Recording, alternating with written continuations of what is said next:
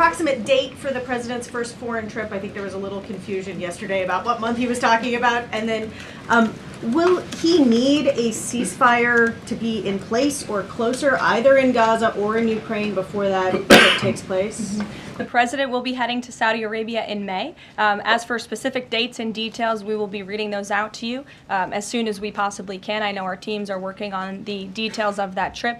And then again, as for a ceasefire, the president's made it clear that's what he wants to see in Russia and Ukraine, and his team continues to be engaged on it every day. Kelly.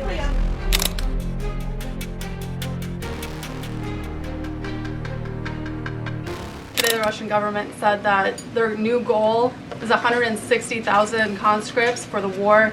Has the president seen that number, and does he have any response given his recent conversations on peace talks? Well, I can tell you what the president said last night, and that is he is frustrated with leaders on both sides of this war.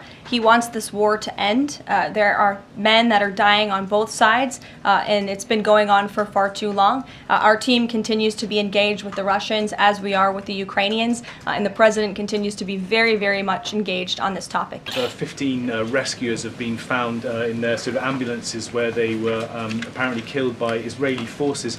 Just wondering if the White House is going to be calling on Israel to investigate that and to try and avoid similar casualties involving rescue workers in future. Well, as for the specific situation you just mentioned, I'll talk to the president about it and our national security team. What I can tell you is what I've spoken with the president on. He very much remains committed to backing Israel, and it was only because of this president and his team's leadership that we had a temporary ceasefire in Gaza, that we were able to bring many hostages home. And the president made it very clear to Hamas, you get the hostages out, all of them, or there will be hell to pay. And Hamas is certainly witnessing what it feels like for all hell to be paid, and the president supports Israel's right to defend itself. Any progress at all on a ceasefire at the moment as far as the president's concerned? The president and his team continue to be engaged on this every single day.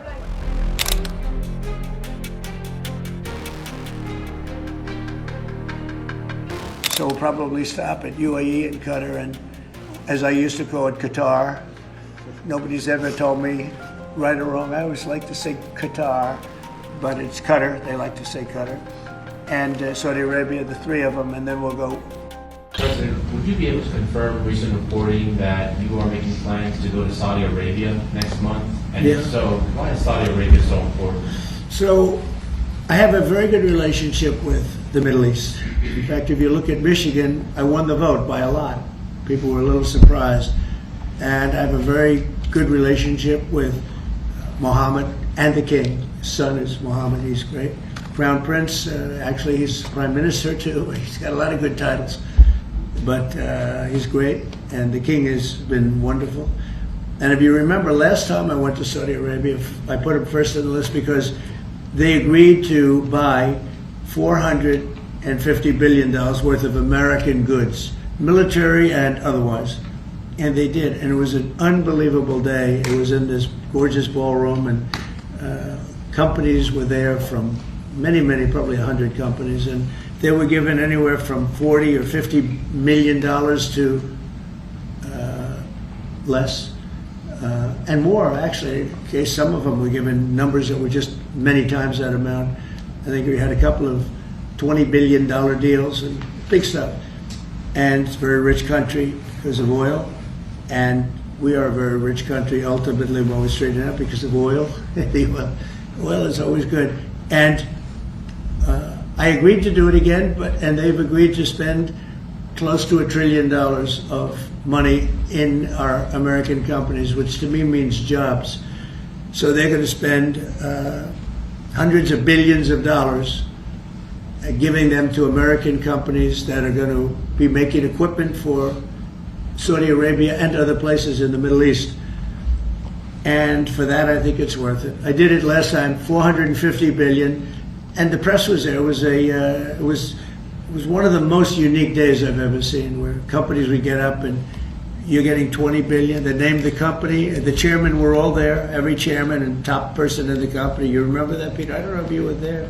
You might be too young for that. I was on the Democratic campaign trail. Oh, that was boring. This was a much better deal. But it was amazing, actually. It was an amazing day. We sold, and we partook in $450 billion worth of investment into American companies, and they announced the company, the amount of money, $1 billion, $5 billion, $25 billion, and the chairman of the company, many of whom, well-known figures, prestigious figures, great business leaders, they went up, they shook the hand of somebody, and they would sit down, and we just had a big investment made. So it was a record. Nobody ever beat it before. $450 billion worth of jobs. I view it as jobs more than anything else. And now we're close to $1 trillion, so it's more than double the number that we did when I first came to office. And this trip takes place next month. It could be next month, maybe a little bit later, yeah. And we're going to Qatar also. And also we're going to possibly a couple of other countries. UAE is very important. It's a great leader in UAE. And I had his brother here the other night, if you saw that. We had a wonderful guy, a wonderful family. So we'll probably stop at UAE and Qatar, and as I used to call it, Qatar. Nobody's ever told me right or wrong. I always like to say Qatar, but it's Qatar. They like to say Qatar. And Saudi Arabia, the three of them, and then we'll go other places also. But in the Middle East, those seem to be the three. And again, tremendous amounts of jobs will be created in those 2 or 3 days. Senators sent a letter to the president today arguing that the recent strikes in Yemen are emboldening the Houthis and saying that Congress has not authorized war against them. Is the administration planning to consult with Congress at some point or going forward regarding the strikes, and any response on the letter? Well, I would absolutely reject Congress's claims. Who made those claims in Congress? Senator Jeff Merkley and Rand Paul. Okay, well, I would absolutely reject those claims. These Houthi strikes have been incredibly successful. Last time I was at this podium, there were more than 100 successful strikes. There have now been over 200 successful strikes against the Houthis. Iran is incredibly weakened as a result of these attacks, and we have seen they've taken out Houthi leaders. They've taken out critical members who were launching strikes on naval ships and on commercial vessels, and this operation will not stop until the freedom of navigation in this region is restored, which is a critical principle. And this president stands behind our Defense Department, who's doing a tremendous job. And are they going to, is the White House going to confer with Congress going forward on this? I would have to ask our team here at the White House, but the president is well within his authority, as is the Secretary of Defense. Again, these are defensive strikes. The Houthis have been launching attacks on U.S. naval vessels and commercial ships for quite some time.